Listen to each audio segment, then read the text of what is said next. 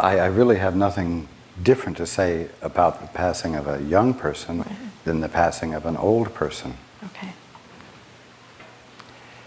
One could say, what a terrible loss. One who hadn't gotten yet to live his life. But you know what? You could say that birth and death are like the edges of the circle. And although this is not, I am not using this as an actual example, but he existed before what you call this lifetime, and of course continues to exist, still being the divine expression of God. And the beginning and the end are boundaries that are not actual. And when awakening occurs, the uninterrupted continuity of his being will be available to you to experience as well as to him to experience.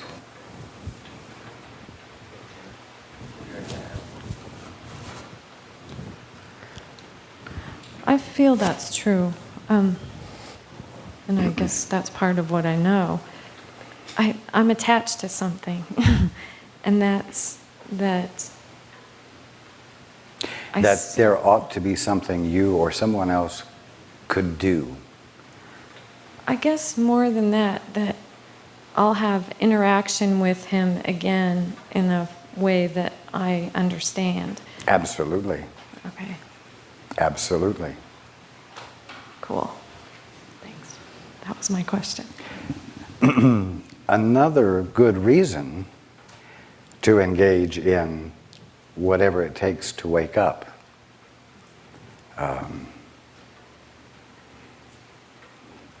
Some people can't really get turned on to the idea of being one with God, but they can get turned on to the idea of being in touch with a loved one who has passed on. And I would say whatever works, take advantage of it. Just realize you don't have to die to wake up. Right. He seemed so good at being human that it was a shock that he died to me in this human form. I mean, he seemed to really like it and just be pretty excellent at it, I thought, as observing him. But like Julie said actually on the way here, well, he's probably doing excellent in the that is absolutely correct. So he has a style of doing things excellently.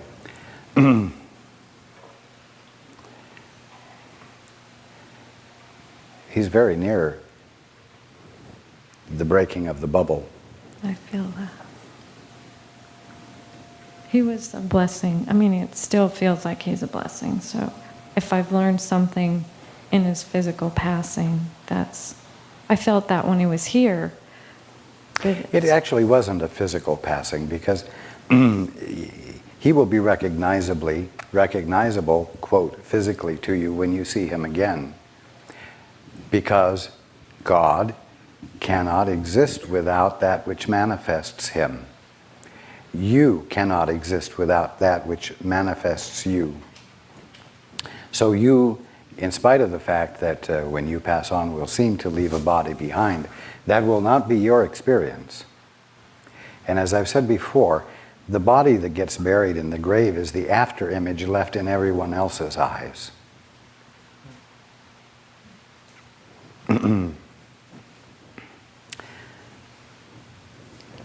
That which identifies you is as eternal as you.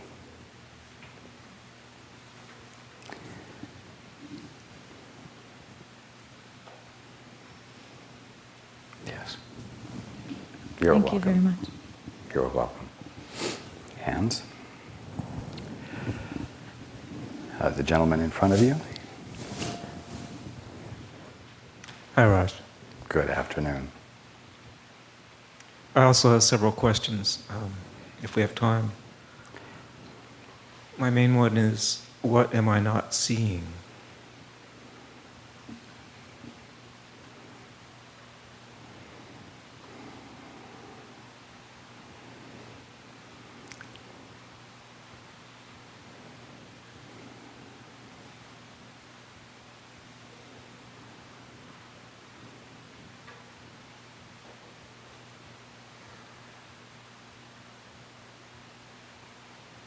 Almost everything.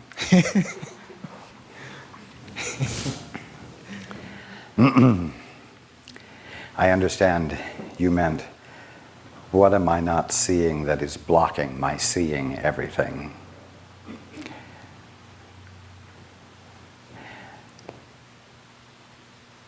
And I'm going to encourage you not to look in that direction.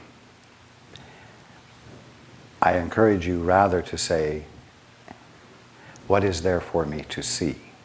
Not what is there to see within my mindsets that are keeping me from seeing reality, but rather, what is there of reality for me to see?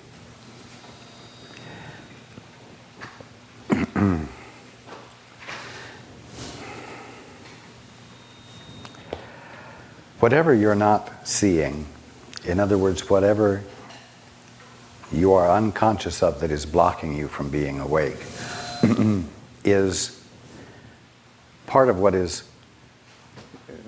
this best sense of yourself that's inside the bubble. And it's not nearly as beneficial or productive to do a lot of research inside the bubble. You see? I see.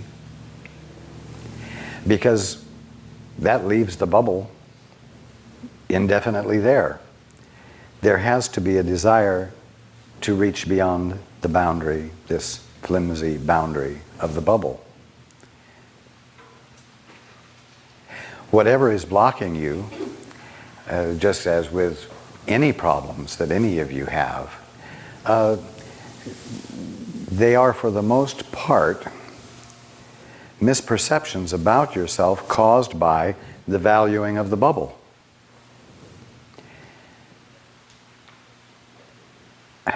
And it can be like an endless string of spaghetti. So, let there be curiosity to see what you're not seeing in terms of the kingdom of heaven that you're in the middle of. Let there be curiosity to see the character, the nature, the characteristics of the kingdom of heaven that you're in the middle of.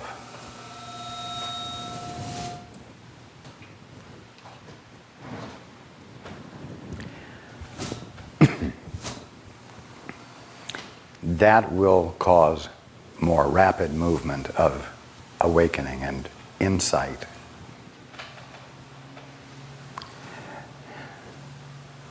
There's always going to be something wrong with you if you are seeing yourself inside the bubble. Finding out all the things that are wrong with you will not help you out of the bubble, but help confirm your current dimensions. Add soap to the bubble. Pardon? Yes. Yes.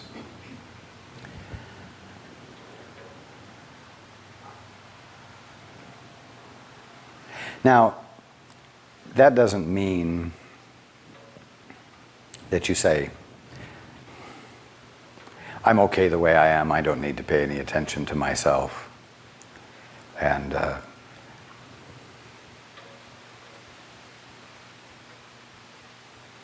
because that's not going to, finding out what's wrong with me isn't going to get me anywhere.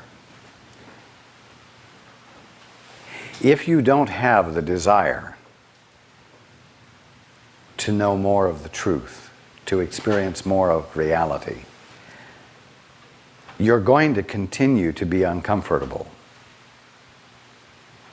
For that which is unlimited to experience confinement is an uncomfortable experience. And it's uncomfortable because it's unnatural, And ultimately, it's unreal. It's your divine sanity that reminds you this tight, tiny sense of yourself is not normal to you. You see?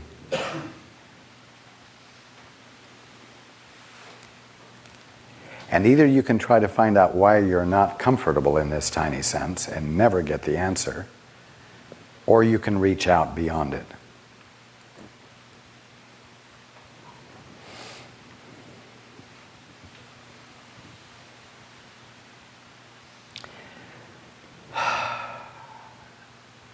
There can be conflict. There can be tension. There can be dissonance in relationships.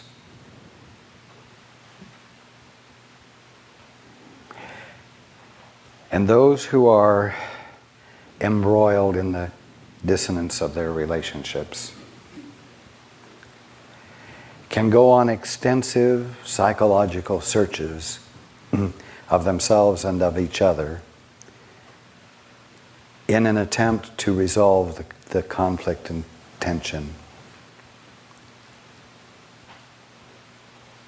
Or one can ask for the renewing of their mind, to ask for God's point of view, not about the parties involved in the relationship, but the renewed mind that knows that it's loved, and that because it's loved, it's lovable, and because it's lovable, it is innocent, not guilty. One can ask God for the experience of His love.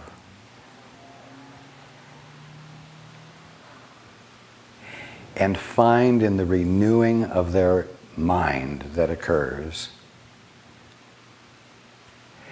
that none of what had been going on in the relationship, the tension, the dissonance, was real. And actually forget what it was that was so bothersome. And actually find no place in them to be reactive.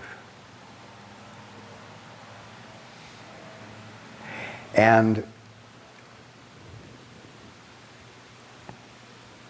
have no further opportunity or occasion to discuss what happened.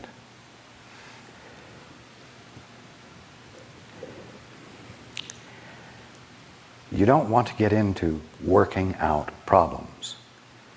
What you want is what lifts you out of the problem. And that kind of renewal that you can't take responsibility for, but it just happened, is what you're after.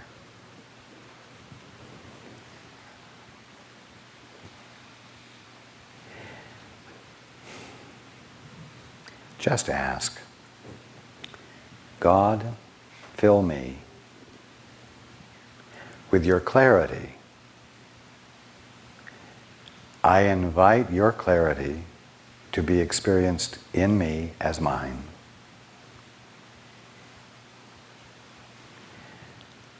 God's clarity, registering in you as your clarity, will always evaporate whatever it is that's wrong that's blocking you. You see? I see. So as I said earlier, don't get hooked into going on internal witch hunts for the purpose of cleansing yourself so that you'll be ready to say okay to God. You see?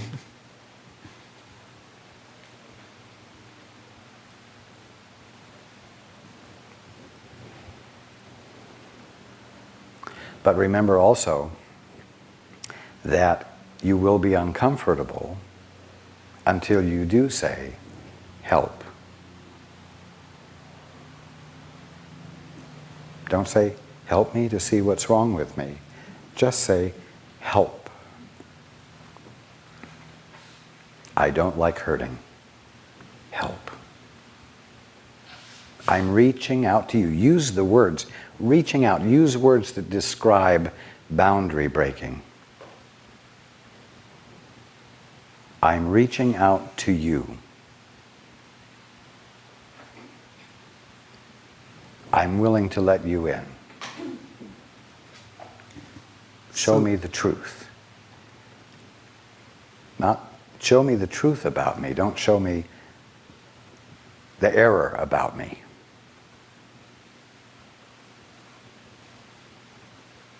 So the more we reach out, the easier it will be to break through the bubble. Well, when you're reaching out, you're dishonoring the boundary, aren't you? Right. Whenever you dishonor the boundary, you weaken it. Okay. Thank you. When you say, Father, I'd rather do it myself, you strengthen the boundary. Of course. All right, thank you. You're welcome. Okay. Hands. Could I? I'm sorry. Yes. Yes. As I reach out, I would like to be more connected with my guide, and I would like to know his name. Your guide will have to tell you that. I see. That's a good way of reaching out, by saying, what is your name? Okay, I'll do that. Again, I want you to know that your guide is assigned to you, and your guide has been with you constantly, and your guide is intent upon connecting with you, but can't force himself or herself upon you. And your guide rejoices when you become aware that he or she exists, and even more when you begin to reach out. So again, it isn't all up to you, but you do have to you have to desire it, and you have to let it in. And this means you have to let go of control of your mind. Okay.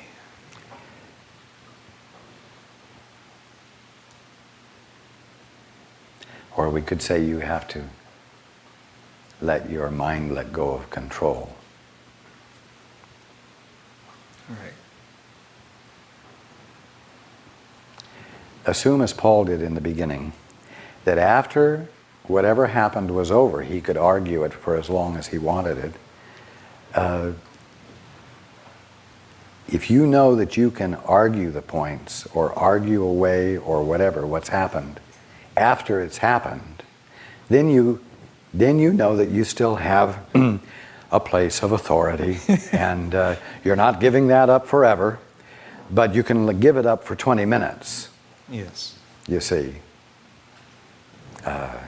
And then you can examine it and cross-examine it ad infinitum afterwards. But you must be willing to be completely open to anything.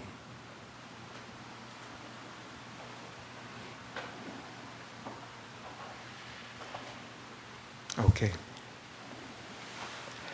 Knowing, as I said earlier, that individualities caught in ego boundaries are unable to communicate with each other mentally. When I said you've got to be open to anything, it necessarily means anything that God or the Holy Spirit or one who is awake would convey to you. So being open to anything means necessarily anything that is going to be confirming of your divinity confirming of your guiltlessness, confirming of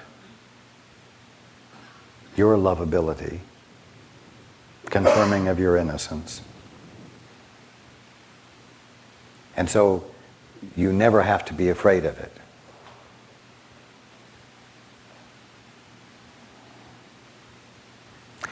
One night early on, I told Paul that I wanted to talk to him about Atlantis.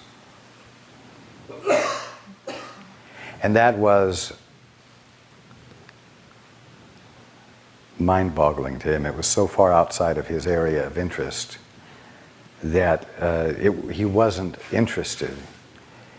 And so I dropped the subject, and we talked about something else. And he relaxed. The next day he was in a different place, and I said, I want to talk about Atlantis. And that night he didn't resist it, because he didn't resist it. The point is, be completely open.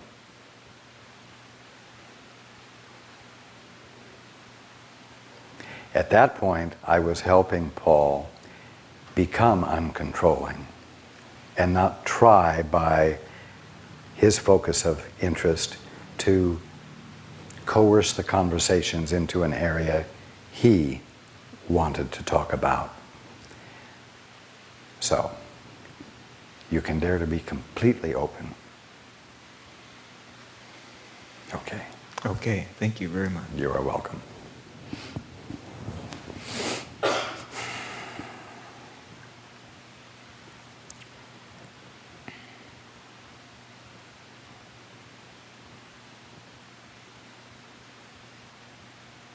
Hands.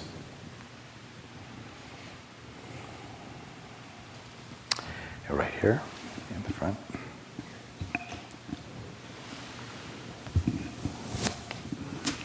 Thank you, Raj. You are welcome. I would like to make my question applicable to the lady who talked about her son who crossed over, because as you know, my husband crossed over in January.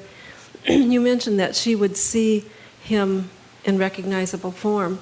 And when you said that, I thought, well, that's right, Christ came in recognizable form when he came after the crucifixion.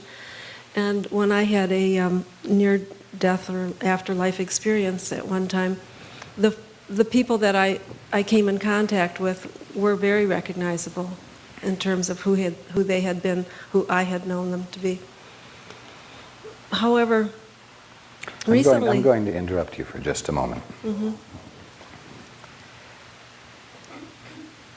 You know what makes a person recognizable isn't really their body. You could say it's their energy, mm-hmm. but it's their essential being. And just to pique your curiosity and to open you up a bit, it could very well be that when you see him, either one of you see the ones you've lost or who have passed on, that they may be seen as an oval of light. Paul has goosebumps.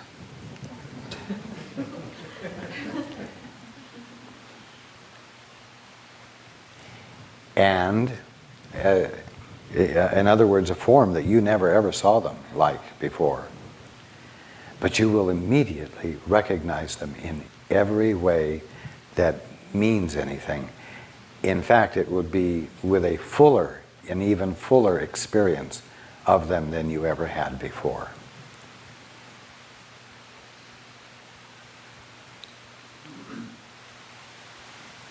I am not meaning to say that the opportunity won't be there to see them in what you called a physical form. But you'll be seeing with different eyes. And you will see them more fully than you saw them before. But utterly recognizable, utterly, utterly unmistakable. You might say that there are no two ovals of light that are the same. Even though if a photograph was taken They would be indistinguishable. Go on. Okay, you've answered my question. However, I was going to go on to say that my perception has changed in the last few years, that what I would see would be energy, or a form of energy. And that's what I saw before. There was a light-filled being, but it was recognizable. So that's what I believe I will see again. And you've already answered my question. That's what I will see again. The next part I want to ask you is, do you have any message for all of us? Because I know that Jim would love to have been here in your new home. And I wonder if there's anything that he has to say. Jim? Yes.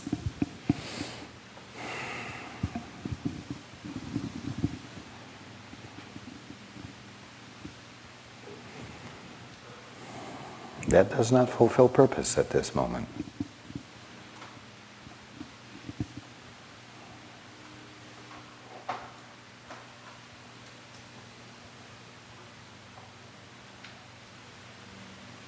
I am not withholding a message that he has. He is very busy at the moment. Happily busy. It simply does not fulfill purpose for this to happen at this time. Fine, thank you. I accept. You're welcome. Okay. Hands. The gentleman here in the front.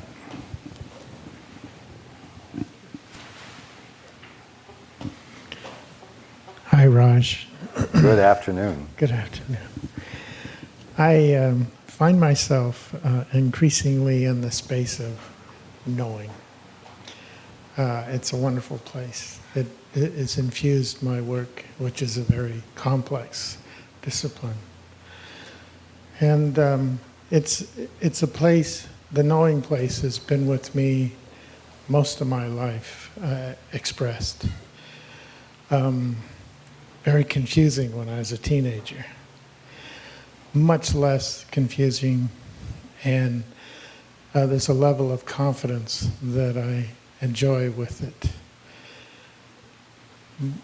My question is... When you say confidence, you really mean fearlessness. Exactly.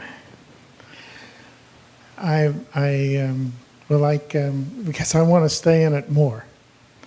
And I find myself, especially the last couple of weeks around the country, yapping away in the knowing space. And it's a loving space, too. I see that connection. And it's a space that people say, well, how do you know that? And I don't hear that. They seem to grok it too, whatever. So I would like some suggestions as to how to facilitate this place more, and because I see myself pretty much there constantly now. Just invite it more often. Just don't reserve quite as much time for yourself. You won't do it until you do it.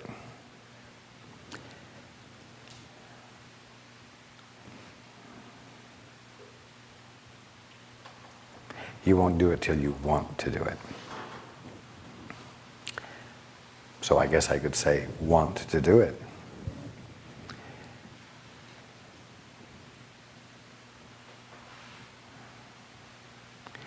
Don't try to get control of this.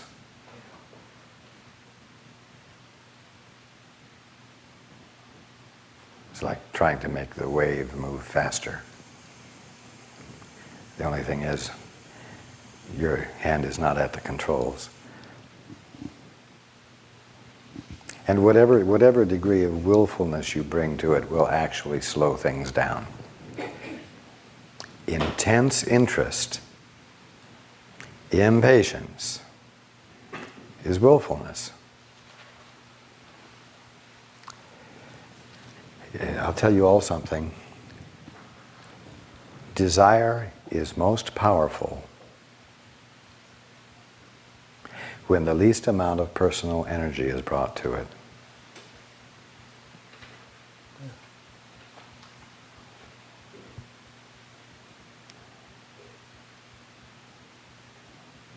You got it. Thank you, Raj. You're welcome.